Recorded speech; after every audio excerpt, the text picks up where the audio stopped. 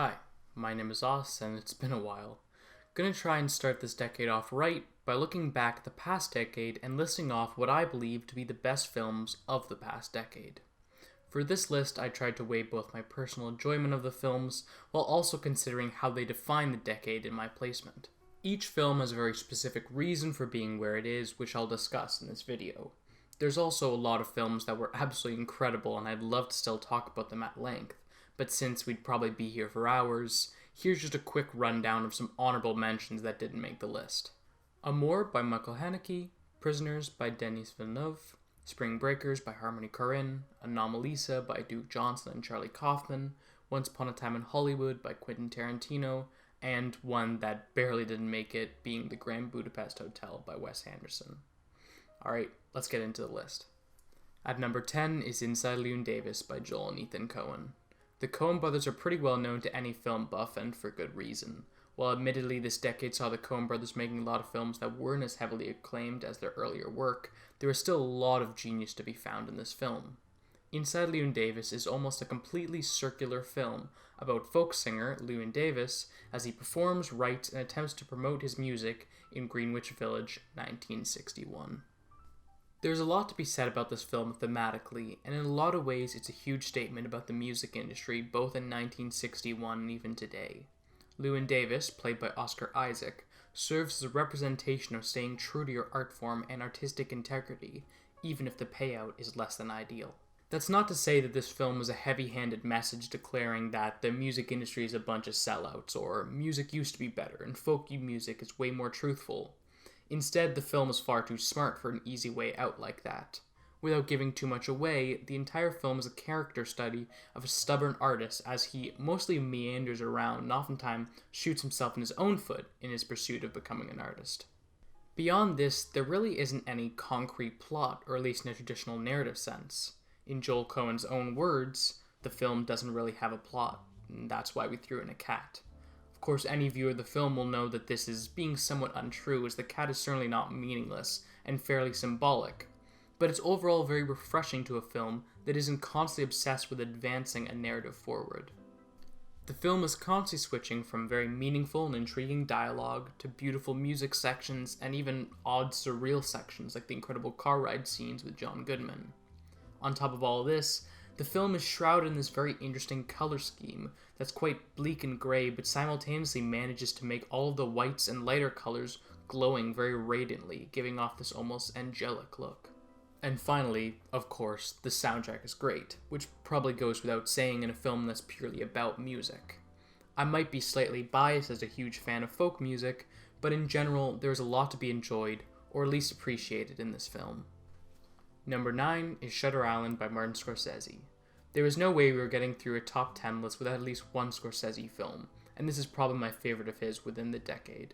This was Scorsese's first film of the decade, and I honestly believe it set a trend for thrillers in the 2010s. This is a perfectly woven mind-bender that constantly keeps you in suspense.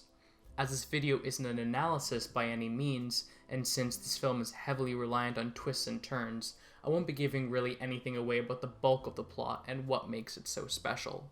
Just know that if you want a film that is continually having you guess what's going on and even throwing purposeful red herrings at you, then this is the jigsaw puzzle you've been waiting for. The acting of Leonardo DiCaprio and Mark Ruffalo is incredible, the script is incredibly cryptic and interesting, the cinematography ranges from wide open spaces to catch the incredible set design, to claustrophobic close-ups where the film wants to kind of entrap and scare the viewer. The makeup and costume artists are able to make some incredibly frightening looking people on the island, and the overall direction of the film is, as always for a Scorsese film, great. The only reason that this film isn't higher on the list is really due to it not being necessarily innovative in any major way. From number 8 onwards, I want to really discuss specific elements of why each film is so special and unique in the decade. But Shutter Island, while still incredible, serves more as a pinnacle of what a box office thriller should be like. It is able to draw in large crowds and audiences without sacrificing any of its artistic merit, and for that I have an insane amount of respect for the film. At number 8 is Parasite by Bong Joon-ho. This might be a surprising choice for a respective decade list, as it came out only this year and does run the risk of recency bias, but I believe that it's an incredibly important representation of how films should be made going into the next decade. This film really shines in one specific aspect, and that is the art of film pacing. Despite this film being a little over 2 hours, to me the film felt like it went by in a matter of minutes and I was entranced for every second. The plot is set up very quickly and it moves ahead at a perfect pace, but at no point does it feel rushed. So many films during this decade seem to be paranoid of making the viewer bored, and so they are constantly rushing through exposition and setup just so that they can cut to action as fast as possible. Parasite somehow manages to strike the perfect balance and should be held as an absolute representation of good pacing in 2020. Now, as a disclaimer, this isn't to say that dead time in films is bad. I love slow-moving films that let the viewer's mind wander as they watch the film, and we'll see that later in the list. But Parasite isn't some part of slow or contemplative cinema in the slightest, and for what it is, it's near perfect. The film follows Kai-Tak as he slowly integrates his family into the help staff of the incredibly rich Park family. The film manages to be incredibly funny as they continue to trick and exploit the family in increasingly interesting ways. However, the film gradually morphs in incredibly suspenseful and sometimes even frightening ways. I would often find myself sinking in my chair throughout the film and being incredibly surprised by the turns it takes. The best part is that Parasite doesn't rely on any cheap tricks, like jump scares or excessive violence, but instead its usage of violence is purposeful, and its scares are always slow-moving, and thus even more impactful. I've been really enjoying Bong Joon-ho's films prior to this, with Snowpiercer being one of the best films I've seen in years, but this film will no doubt be a huge breakout in his career. I think this is a shoo-in for Best Foreign Film at the Oscars this year, or at least I really hope so. If you haven't seen this film yet, please do so as you won't be disappointed. At number 7 is Blue is the Warmest Color by Abdelatif Kechiche.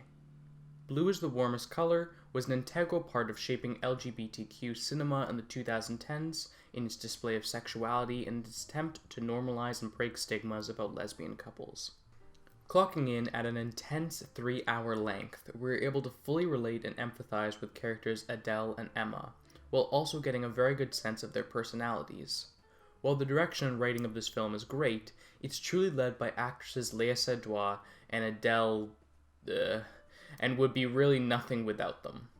Both characters are in a way polar opposites of each other, with Adele being very vulnerable and soft-spoken as she attempts to understand her sexuality better, and with Emma, who is incredibly confident and passionate. These characters then interlock themselves into a relationship where we really see how these personalities play off each other, and it ends up being so real and fascinating the whole time. While the film does still harp on typical romance plot points, it's done in such a way that feels refreshing, especially as it utilizes these romance tropes in an LGBTQ film that isn't totally obsessed with the struggles of being a homosexual. We also can't talk about this film without addressing the sex scenes, of course. In all honesty, I think it's a shame that largely what people know about and take away from the film is the incredibly explicit sexuality, as there is so much more to the film.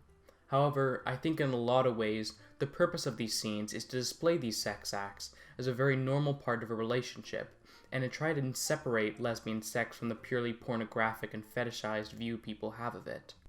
Beyond the important messaging of this film, however, it's also just a very enjoyable film that I was personally very drawn to the whole time. This decade would later see the first Best Picture winner for a purely LGBTQ film, with the incredible Emotional Moonlight, and in many ways I think that we can thank Blue is the Warmest Color for inspiring Moonlight, as both films are quite similar in many ways.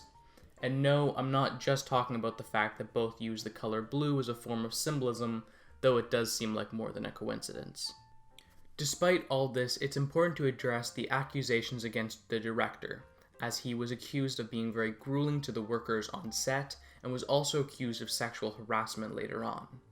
Both actresses are quoted saying that they would never work with him again, despite still thinking that the film was still brilliant, as the realistic emotion they displayed was truly real, as they were constantly being pushed to their breaking point.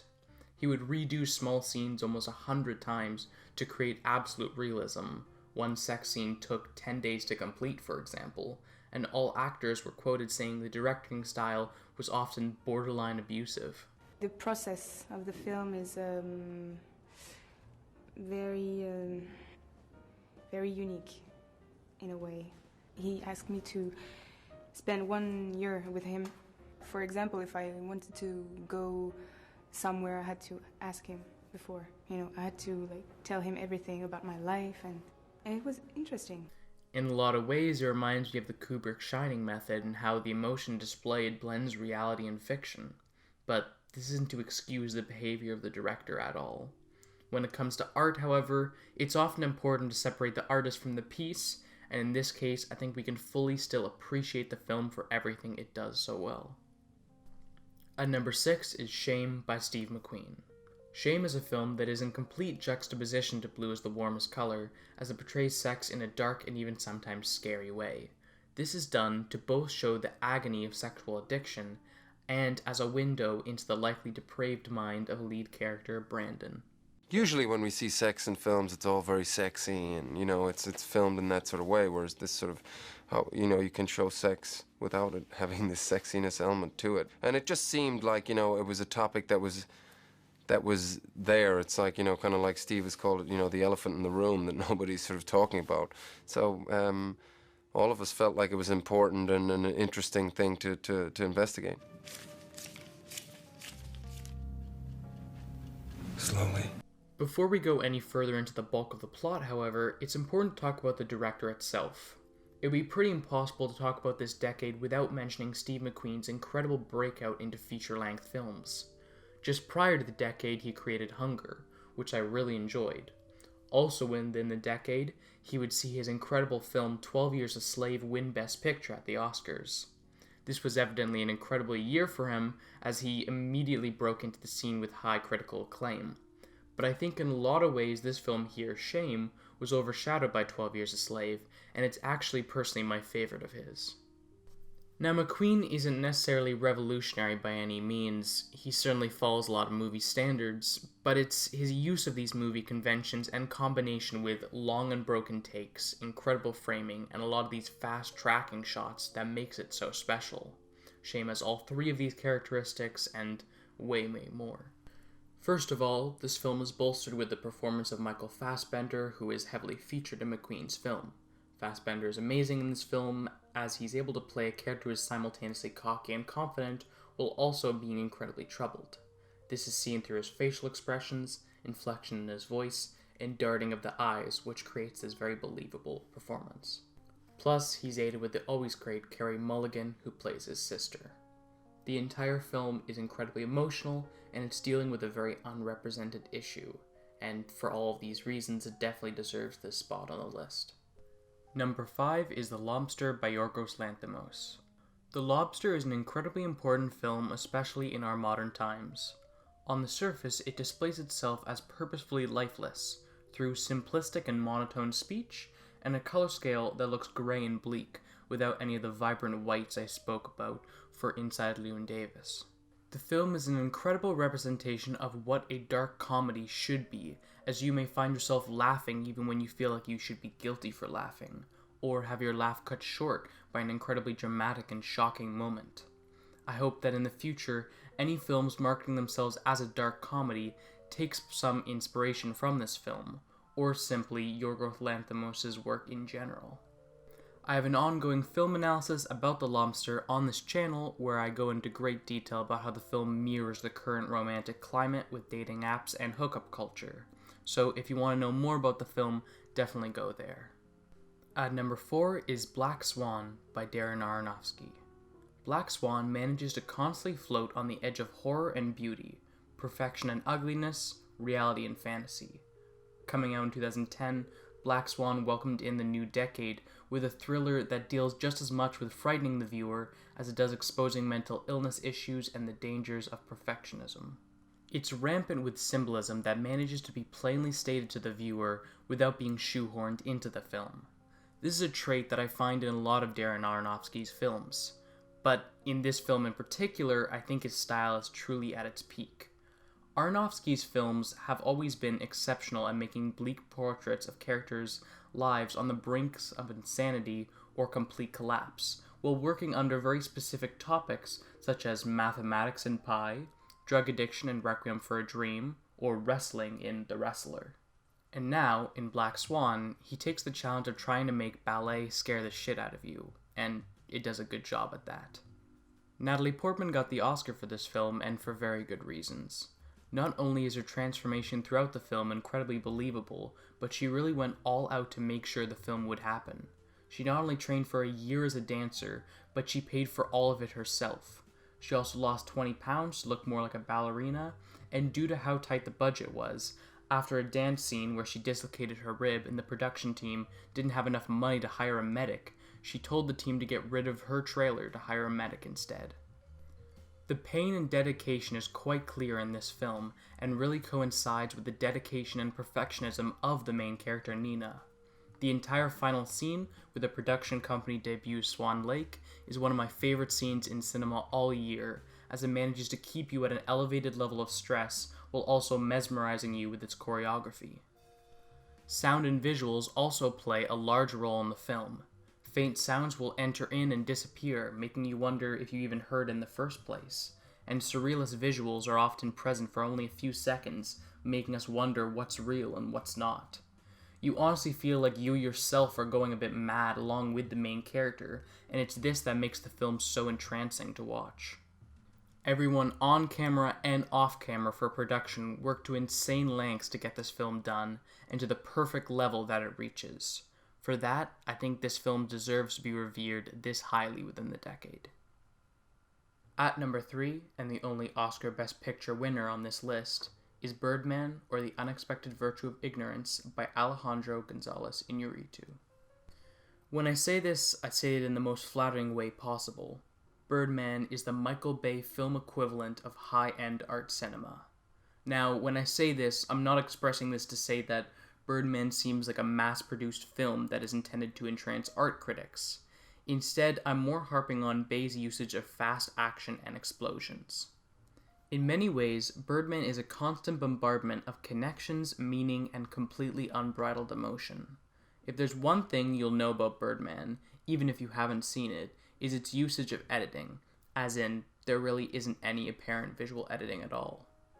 Birdman is made to seem like one large take, where the camera will glide around the theater, following characters one way and then branching off into equally as important plot points. There is absolutely no dead time in this film. A character will deliver an incredible monologue, and then the camera is off to show another character's emotional meltdown in another room. This seamless editing is one of the most unique things I've seen for a very long time, and is really what makes a lot of the charm of the film. As for the meaning of the film, however, there are many different messages being said at once. In one way, it's a critique about mass-produced cinema like superhero films, and yet at the same time it's a mockery of snubbing critics. It's about what it means to be an artist versus what it means to be a good human being. It's about the benefits of social media and its issues. It's about accepting who you are versus trying to be someone you're not, and all of this is just scraping the surface. The film also, in some ways, blurs reality and fiction. The casting of Michael Keaton as Riggin is of course purposeful, as he was previously Batman. The audience is inclined to wonder if Riggin's opinion on his former work as Birdman mirrors Keaton's view of Batman, especially with him saying things like, "I haven't played Birdman since 1992, which is also the last year Keaton played Batman. This is just one of the very meta pieces in the film. There's also the drummer who is playing the soundtrack and occasionally can be seen in the backgrounds of scenes at random times. Or Edward Norton purposefully acting like an asshole to mirror the stories about him being very hard to work with. There is so much fit in this film that I could go on for hours, and it's due to the fast-paced action that I deem it as a Michael Bay-like art film, but at no point is this a bad thing. Perhaps the most interesting thing about this film to me was the fact that whenever something is brought up in the film, like social media or superhero film, there is always a counterpoint to it. Even the ending has numerous different possible interpretations, and thus everyone I talk to about this film has an entirely different opinion on the film, which makes it maybe my favorite film to recommend and to talk to people about ever. At number 2 is Climax by Gaspar Noé. Noé has always been a leading force in the New Extremity movement, where he is constantly pushing the boundaries of cinema with excessive violence and real sex. Climax, however, seems to mark a new era for Noé. It doesn't reach the shocking levels of films such as Irreversible, but instead it's more interested in breaking boundaries of art cinema and should be held as a pinnacle for art cinema going forward. I've had a bit of a pet peeve with art cinema tending to lean too heavily into postmodern styles lately that makes the films often lack depth that modernist art cinema fought so hard to achieve. This isn't to say that Climax is a modernist film though, but it certainly is playing with and blending styles in such a way that any viewer will be fascinated by the events within the film. First of all, Climax is actually incredibly simple narrative-wise. A large group of dancers come to an abandoned school to rehearse for an upcoming dance, when all of a sudden they realize the sangria they've been drinking has been spiked with absurd amounts of LSD, to the point that they all divulge into a very, very bad trip. Unlike some films about psychedelics like Enter the Void, Fear and Loathing in Las Vegas, or even Midsommar, none of the LSD visuals are present, but instead it's through the irregular movements, speech, and mannerisms of the characters alone that tell us how insane they are becoming. The result is a terrifying depiction of some characters desperately trying to cling to sanity, some fully slipping away and embracing the trip, and some reaching frightening levels of sadness and panic. The best part is, at no point does this film stop being a dance film, and at no point does the blasting electronic music stop. If you're a fan of electronic music, you will no doubt notice some names during the credits like Aphex Twin and Daft Punk. But it's how they're actually integrated into the film that makes it so special. In the end, what we're left with is a dance/musical/horror/drama film that is never predictable in the slightest. The film is constantly playing tricks on you to really drive home the slip of insanity. Just one interesting fact, for example, is that it begins with the end credits, has the opening credits in the very middle of the film, and the title at the very end. The film is also comprised of dancers who have little to no background experience in acting except for Sofia Boutella. The result is a film where characters are more inclined to express emotions through dance instead of simply through words, making for one of the most unique viewing experiences ever. Gaspar Noé truly had a vision for this film and was in charge of almost every aspect of it. And I hope to see films with this level of dedication and craft in the future. Yeah, I mean, he has his DP with him, but he shot like every frame of the film. He had the camera on his shoulder and filmed every frame. We also had the crane for a day or a day and a half, and he maneuvered that as well. I have mad respect for a director that can grab the camera and shoot exactly the movie that he is seeing from, inside out. And yeah, it was quite special. Like every day we came to set and we had no idea what we were going to shoot because we had only 5 pages treatment, and we would rehearse for about 4 to 5 hours, and like also we would rehearse 8 to 10 minute scenes, and then we'd have lunch break, and then we would shoot for about another 5 hours, and we would shoot about between 14 and 17 takes. Finally, at number 1 is The Master by Paul Thomas Anderson. I'll never forget watching this film on its release, as it truly challenged and changed the way I viewed cinema forever. The Master is a film about what it means to be a human and what it means to be vulnerable. It may be set in a story about a man slowly starting to believe in a very odd cult, but it's the way the characters evolve throughout the story that tells the real tale. Paul Thomas Anderson is, as always, an incredible director, as every single shot in this film feels like it could be its own adored photograph by itself. The 2 main actors, Joaquin Phoenix and Philip Seymour Hoffman, are by far the best acting duo of the entire decade, and I fully consider them my 2 favorite actors after completing the film. I was devastated after hearing of the loss of Philip Seymour Hoffman a few years ago, and I honestly don't know if cinema will ever be the same since. Joaquin, of course, would still see soaring acting heights in this decade, with now getting mass acclaim for his role as the Joker. But for me, at least, this performance is by far his best. The film is constantly bending the way we view cinema, and it's by no means an easy film to follow, and yet, simultaneously, it's not overly confusing or pretentious. I think one of the main intriguing parts of this film is its use of exposition. The characters are all introduced with little to no concrete information about them, and really at no point are we given the full backstory of them. Instead, Slowly the film begins to peel back layers of the characters through interviews and even actions, making for a film where we, the audience, know just as much as the character. In all honesty, this is a film that if we're going to talk about it, we need a whole video by itself. And of course, if you haven't seen this film, then you really should go do so, because it really is, in my opinion, the best film within this entire decade. And that's it. Thanks for watching. And what do you guys think? I'm always interested to hear about people's personal lists, so post them in the comments if you want. As for the future of this channel, I'm currently in the works to create an in-depth analysis on Michael Haneke's The Seventh Continent, and also completing the Lobster analysis, so please stay tuned for that.